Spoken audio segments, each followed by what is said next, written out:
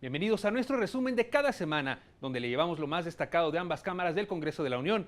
Le tenemos los detalles de la elección de Eduardo Medina Mora como nuevo ministro de la Suprema Corte de Justicia. Mientras tanto, en la Cámara de Diputados avalan la prohibición del consumo de tabaco en espacios deportivos. Quédese con nosotros, comenzamos.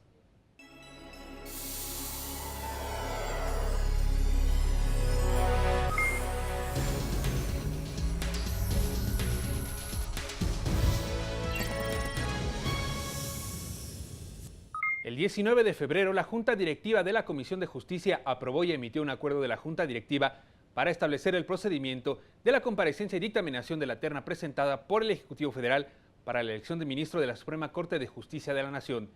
Posteriormente, el 2 de marzo, los integrantes de la terna comparecieron ante la Comisión de Justicia. Más tarde, la Gaceta Parlamentaria del Senado de la República publicó el dictamen de la Comisión de Justicia sobre la elegibilidad de los candidatos, lo que dio lugar a que el martes 10 de marzo el Pleno debatiera el dictamen. Veamos cómo se desarrolló esta discusión. Por la Comisión de Justicia, el senador Roberto Gil Suart fundamentó el dictamen en tribuna y afirmó que los tres candidatos, Felipe Alfredo Fuentes Barrera, Horacio Armando Hernández Orozco y Eduardo Tomás Medina Mora y Casa, cumplen con los criterios de elegibilidad. Hemos concluido que los tres integrantes de la terna enviada por el Ejecutivo cumplen estos requisitos como se razona en el dictamen. Corresponde, sin embargo, a este Pleno la calificación de la idoneidad subjetiva de los perfiles que integran la terna. Y esa calificación se realiza previa comparecencia de los integrantes de la terna ante este Pleno y se decide en la libertad de voto. Posteriormente se dio paso a la presentación de los votos particulares. Durante su exposición, legisladores del PRD se pronunciaron en contra de la inclusión de Eduardo Medina Mora en esta terna.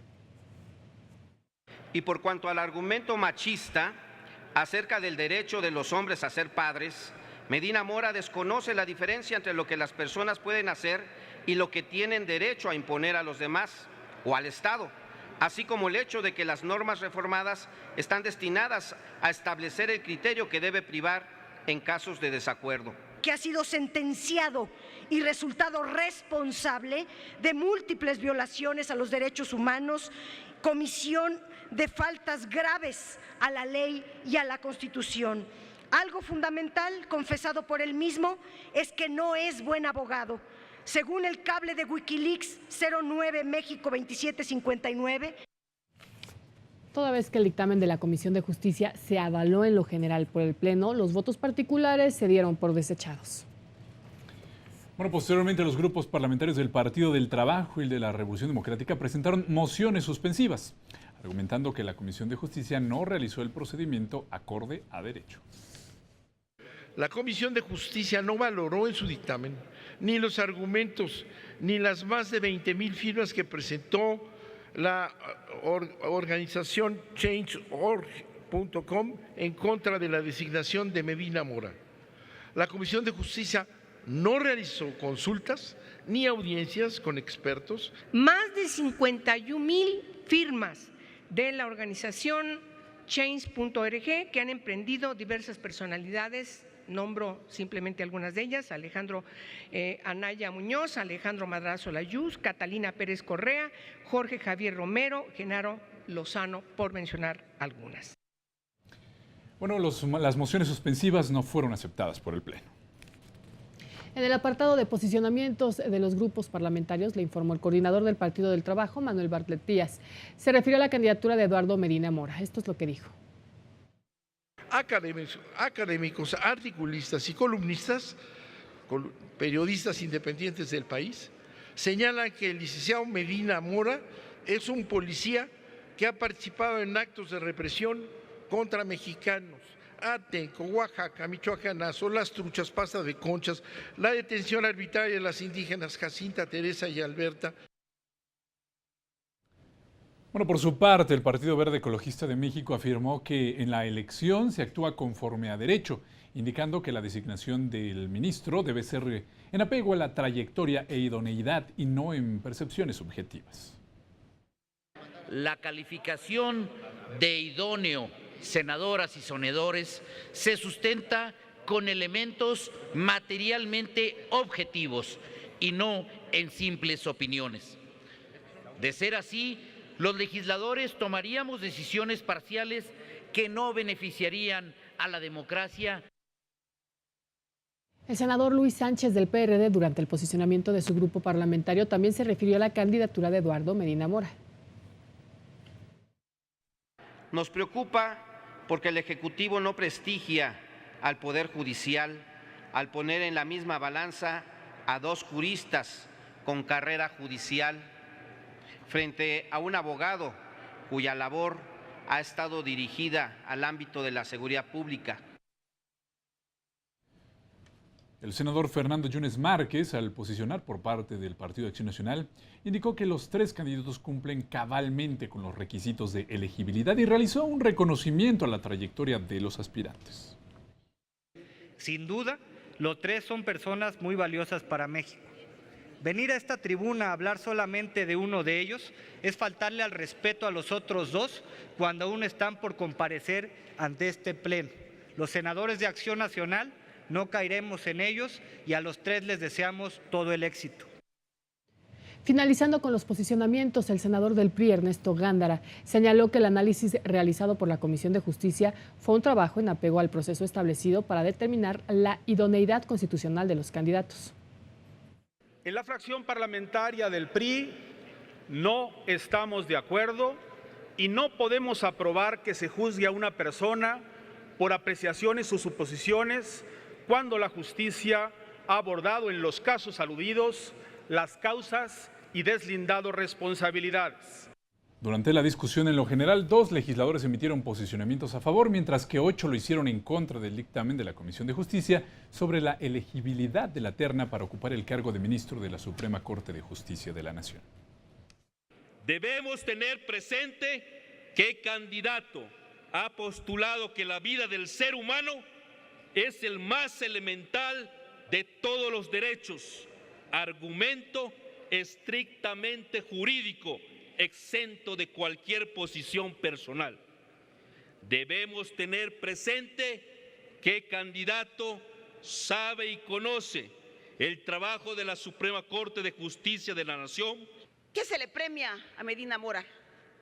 Haber sido el espía de la nación, el general de la guerra sin destino que desató Calderón, el procurador inepto, responsable del michoacanazo, que de las acusaciones que hizo en contra de 29 presidentes municipales, no atinó a armar un expediente.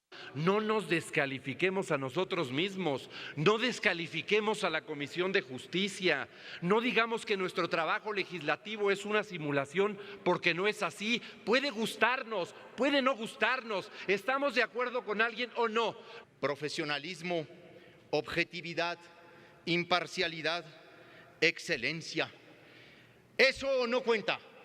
Los méritos no contarán, cuentan que hay un amigo del presidente de la República que tiene muchos amigos en el PAN y que tiene muchos amigos en el PRI para hacerlo ministro de la Suprema Corte de Justicia de la Nación.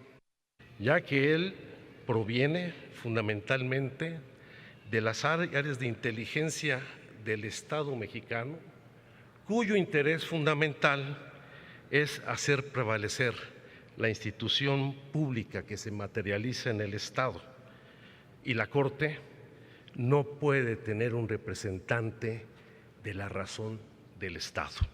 No han sido capaces de escuchar los llamados, los avisos, las cartas que se han presentado desde la sociedad civil, desde las organizaciones sociales de lucha de los derechos, por la defensa de los derechos humanos, de académicos reconocidos, por algunos incluso pocos legisladores, que señalan, entre otras cosas, a Medina Mora como un contumaz violador de los derechos humanos.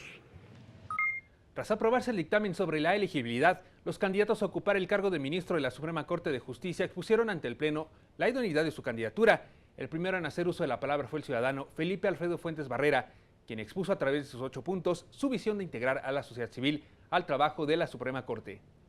Interpretar expansivamente los derechos humanos, aplicando la norma que más favorezca y avanzar con paso firme a la construcción de una teoría jurisprudencial que maximice la eficacia de los derechos económicos sociales, culturales y ambientales. El compareciente señaló la necesidad de emitir sentencias con carácter humanista. Propongo como parte de mi política judicial entablar un contacto permanente con las partes interesadas, con las asociaciones de abogados, organizaciones vinculadas con los derechos humanos, la academia y juzgadores en general. Esto con la finalidad de tener una visión integral de la pluralidad de opiniones en torno a los temas jurídicos a debate. Por su parte, el ciudadano Horacio Hernández Orozco compartió con los legisladores una semblanza de su vida y destacó el actual panorama del país en materia política y económica.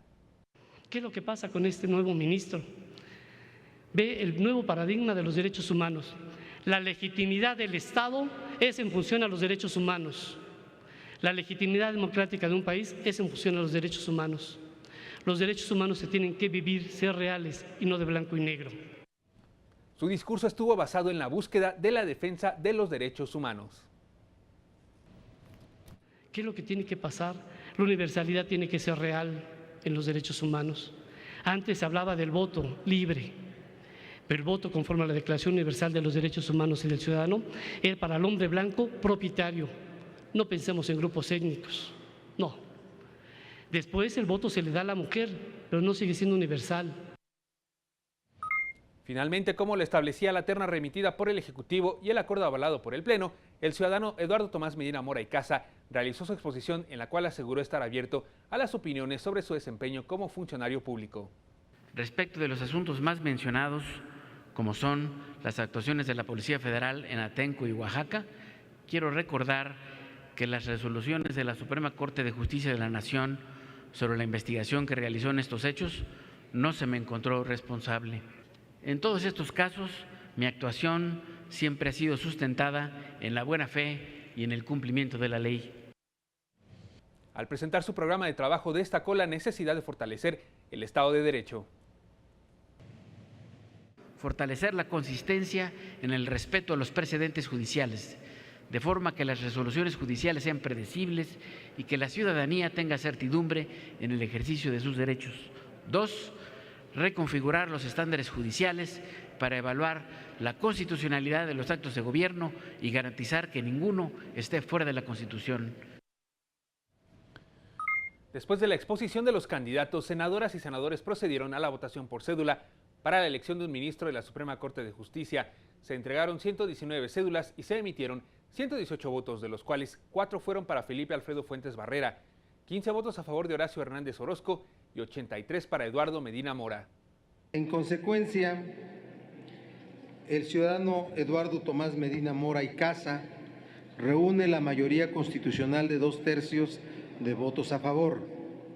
Conforme al resultado de la votación, se designa ministro de la Suprema Corte de Justicia de la Nación al ciudadano Eduardo Tomás Medina Mora y Casa. Posteriormente, el ciudadano Eduardo Medina Mora rindió protesta ante el Pleno como ministro de la Suprema Corte de Justicia de la Nación. ¿Por el bien y prosperidad de la Unión? Sí, protesto. Si así no lo hiciera, que la Nación se lo demande. Es momento de ir con el trabajo legislativo en la Cámara de Diputados. Le diremos cuáles fueron los temas relevantes de esta semana. Ante los riesgos que puede representar la exposición del humo al tabaco, se presentó un proyecto de dictamen por el que se reforma el artículo 26 de la Ley General para el Control del Tabaco, con el objetivo de prohibir el consumo o tener encendido cualquier producto del tabaco en espacios deportivos cerrados.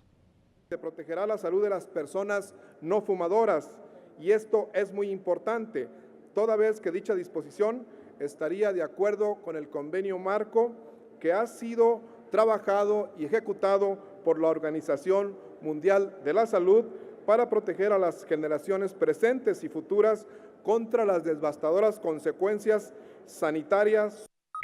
Se dijo que en México cerca de 16 millones de personas son fumadores, de las cuales el promedio de edad para empezar con esta adicción son los 13 años. Las y los legisladores coincidieron en esta medida que ratifica el compromiso con la protección a la salud, la cultura física y la práctica del deporte. Consideramos que esta medida preventiva es acertada para disminuir enfermedades de estas características, pero también consideramos que es muy importante impulsar con más recursos para que este proceso que se impulsa tenga la posibilidad de ser exitoso. Nos manifestamos a favor del dictamen con la finalidad de que menos personas se vean expuestas al humo del tabaco y, sobre todo, a crear conciencia de los efectos devastadores que esta desagradable y mortal adicción tiene en millones de individuos en todo el mundo. Coincidimos con la intención del presente dictamen, mismo que establece generar alternativas para el cuidado de la salud y protección contra los efectos adversos que produce el humo del tabaco. De esta manera, quienes particularmente se encuentran, por ejemplo, bajo la probabilidad de quedar expuestos al humo del tabaco en los espacios deportivos cerrados, quedan protegidos ante la ley. Menester anular la posibilidad de fumar tabaco en espacios deportivos que sean cerrados.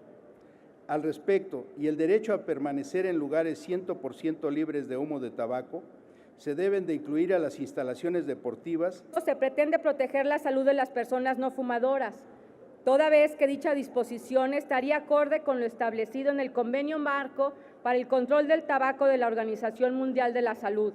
Con la mayor modificación, las diputadas y diputados pretendemos proteger a los deportistas y asistentes que asisten a gimnasios y en general a espacios deportivos cerrados. Es necesario que garantice que toda persona cuente con las condiciones ambientales para desarrollar activamente, física y sin riesgo el humo del tabaco. Podría construir uno muy serio.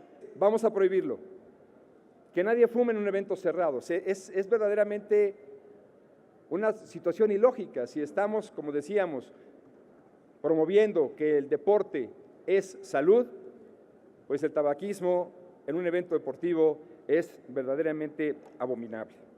El deporte y el cigarro son dos cosas que no se deben mezclar.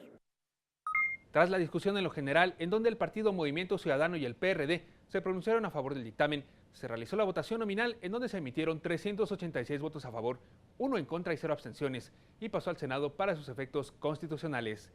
Por otra parte, la Comisión de Salud de la Cámara de Diputados presentó un dictamen por el que se modifica la Ley General de Salud en materia de bebidas alcohólicas para modificar conceptos como el de niños, adolescentes, obreros y campesinos por menores de edad y grupos vulnerables. Se busca cambiar el nombre del programa contra el alcoholismo por el de Programa para la Prevención, Reducción y Tratamiento del Uso Nocivo del Alcohol. Prever como acciones del programa la promoción de los servicios de prevención, detección temprana, orientación, atención, derivación y tratamiento a personas con uso nocivo del alcohol y el fomento de la protección de la salud, considerando la educación, la promoción de buenas actitudes, factores de protección, habilidades y conductas que favorezcan estilos de vida activa. Estos fueron los posicionamientos de los legisladores respecto al dictamen. Es una regulación bastante detallada la que nos está presentando el dictamen, acorde con los estándares internacionales y el derecho comparado de otros países en cuanto al tratamiento de esta enfermedad que es el alcoholismo. Estamos ante un panorama nacional que nos obliga a transformar ese enfoque y transitar hacia un modelo de tratamiento integral destinado a la prevención y atención al abuso del alcohol y no solo los efectos del alcoholismo en la población. Coincidimos con el planteamiento señalado, pero desde esta tribuna queremos dejar en claro que por muchas modificaciones que se hagan a las leyes, quedaremos atrapados en nuestra cruda realidad si no buscamos las herramientas para cambiar los fenómenos sociales que tanto nos perjudican. Estamos de acuerdo en que la Secretaría de Salud y las entidades federativas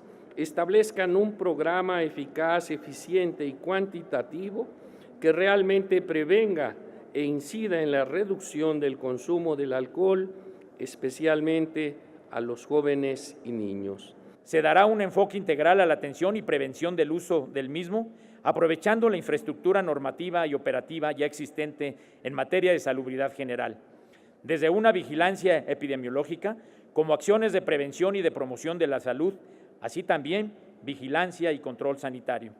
Apoyamos la ejecución de acciones para la educación sobre los efectos del alcohol en la salud y en las relaciones sociales, el fomento de actividades cívicas, deportivas y culturales que coadyuven en la lucha contra el alcoholismo.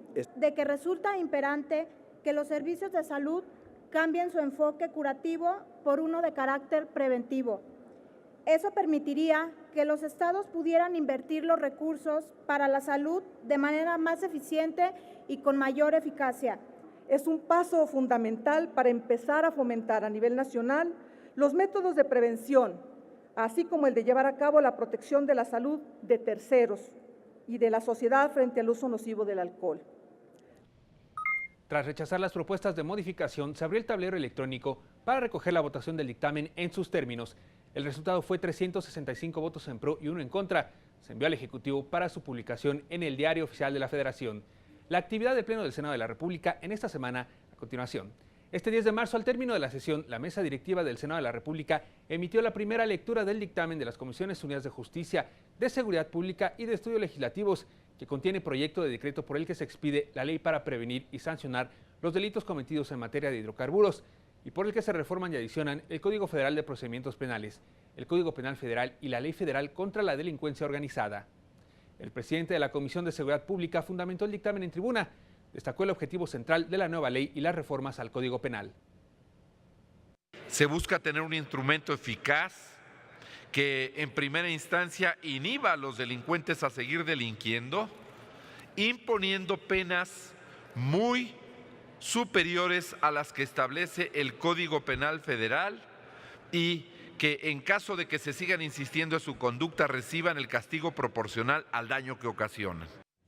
El legislador explicó que las penas alcanzan hasta los 35 años de prisión y multas acordes al daño patrimonial causado al erario público. Las penas son proporcionales a las cantidades de hidrocarburo que se sustraigan ilícitamente, ya que no es lo mismo robar 1 litro que 300,000. Por eso, en delitos en los que se sustraigan hasta 300 litros se contemplan penas hasta por 5 años. Por parte de la Comisión de Estudios Legislativos, la senadora Graciela Ortiz sostuvo que el dictamen representa un avance importante para combatir los delitos contra hidrocarburos mediante un marco legal claro y específico. Presenta para su corrección, estableciendo el marco legal adecuado, de un problema que mucho lacera, lastima y lesiona al país y que ha sido también una fuente de financiamiento para el crimen organizado en México. Bueno, el senador del Partido del Trabajo, Manuel Bartlett Díaz, presentó moción suspensiva al dictamen tras considerar que configura un régimen especial para la protección de empresas privadas que exploten hidrocarburos en nuestro país. Esta iniciativa es un engaño. No es una iniciativa para atacar la explotación, la ordeña de ductos. No es cierto. Esta iniciativa es meter subrepticiamente un nuevo régimen penal especial para la industria petrolera en su conjunto. La moción suspensiva no fue aprobada en votación económica, por lo que se continuó el debate del dictamen. Posteriormente, durante los posicionamientos, el senador del Partido del Trabajo, Manuel Bartlett, afirmó que el dictamen no se analizó profundamente desde el punto de vista penal, por lo que podría propiciar abusos en el futuro. Va a haber una amenaza para que cuando campesinos, ejidatarios, comunidades indígenas protesten y hagan alguna acción para detener el dominio de sus tierras y el despojo, van a ser acusados de terrorismo, van a ser acusados de sabotaje. Esa es la trampa que estamos viviendo. Por el PRD, la senadora Dolores Padierna destacó que por diversos delitos como las tomas clandestinas, el sector hidrocarburos tiene mermas muy importantes en sus ingresos, pues en los primeros 8 meses de 2014 el robo implicó una pérdida de 15.300 millones de pesos. La captura de importantes capos del narcotráfico deriva también en la pulverización de los cárteles y del surgimiento de pequeños grupos que disputan territorios y buscan nuevas fuentes de financiamiento. Una de esas fuentes es el saqueo a Pemex. En tanto, la senadora del PAN, Pilar Ortega Martínez, indicó que con las reformas y la nueva norma se considera el riesgo para la población que vive en zonas donde se instalan tomas clandestinas, así como donde se resguardan los hidrocarburos robados y los peligros de su transporte sin las condiciones adecuadas de seguridad. Esta es una ley especial que atiende a una problemática real que no podemos evadir. Y la experiencia parlamentaria nos indica que las leyes especiales tienen un efecto favorable para generar el contenido y alcance de aquellos bienes jurídicos tutelados que queremos proteger. Los grupos parlamentarios del PRI y del Partido Verde no hicieron uso de la tribuna durante los posicionamientos. Luego de no aceptarse a discusión ninguna reserva, el dictamen de las comisiones se sometió a votación nominal y terminó aprobado con 80 votos en pro, 7 en contra y sin abstenciones. Queda aprobado en lo general y en lo particular el proyecto de decreto por el que se expide la ley para prevenir y sancionar los delitos cometidos en materia de hidrocarburos y por el que se reforman el Código Federal de Procedimientos Penales, el Código Federal y la Ley Federal contra la Delincuencia Organizada. Se remite a la Cámara de Diputados para los efectos del artículo 72 constitucional. Por otra parte, en el Senado, Comisiones Unidas de Anticorrupción, Participación Ciudadana, Gobernación y Estudio Legislativo Segunda analizaron el dictamen relativo a la iniciativa que contiene proyecto de decreto que expide la Ley General de Transparencia y Acceso a la Información Pública, el cual contiene 215 artículos integrados en 9 títulos. La presidenta de la Comisión de Gobernación dijo que este dictamen es resultado de un gran consenso de las distintas fuerzas políticas. Y lo digo convencida que esta ley va a permitir garantizar a los ciudadanos el acceso pleno al ejercicio de este derecho fundamental, porque estoy segura, como todos ustedes, que una sociedad informada puede tomar mejores decisiones. Tenemos lo que no se podrá clasificar como información reservada, que tiene que ver con relaciones a violaciones graves a derechos humanos o delitos de lesa humanidad y que está señalado de acuerdo al derecho nacional, pero también a los tratados internacionales. Por su parte, el senador Alejandro Encinas indicó que los integrantes de las 3 comisiones lograron acuerdos en temas torales que recibieron observaciones tanto de los comisionados del IFAI como de organizaciones civiles.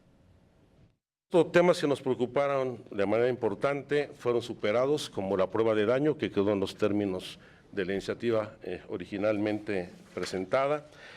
Todo lo referente a los sujetos obligados directos, que son los fondos y fideicomisos públicos y privados. Las obligaciones en materia de transparencia y rendición de cuentas de los sujetos obligados se ha avanzado. El fortalecimiento de la autonomía del IFAI.